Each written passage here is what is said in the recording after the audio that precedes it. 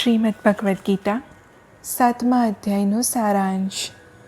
7મા અધ્યાયમાં શ્રી કૃષ્ણએ પોતાના પૂર્ણ રૂપને જાણનાર મનુષ્યની પ્રશંસા કરી છે. તેમણે જણાવ્યું કે જ્ઞાન યોગ જાણ્યા પછી આ લોકમાં બીજું કંઈ જાણવા જેવું નથી. હજારો મનુષ્યમાંથી કોઈ જ સિદ્ધિ પ્રાપ્ત માટે પ્રયત્ન કરે છે ને એમાંથી મને સત્ય સ્વરૂપે જાણનારું કોઈક જ છે.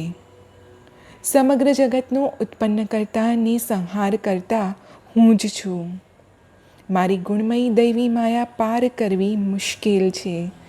જે મનુષ્ય મારે શરણે આવે છે તે આ માયાને ઓળંગી શકે છે. 4 પ્રકારના આર્ત, જિજ્ઞાસુ, ધનની ઈચ્છાવાળા ને જ્ઞાની આ મનુષ્યો મને ભજે છે. જે ભક્ત મારા જે સ્વરૂપને ખૂબ જ શ્રદ્ધાથી પૂજવા માંગે છે તેની શ્રદ્ધાને હું અચળ કરું છું.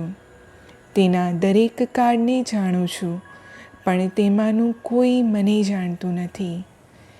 ઈચ્છા અને દ્વેષને સૌ પ્રાણીઓ મોહ પામે છે, પરંતુ જે પુણ્યશાળી આત્માઓના પાપ નાશ પામ્યા છે તેઓ રાગ દ્વેષના મોહથી છૂટી હંમેશા પરમાત્માને ભજે છે. હરિ ઓમ.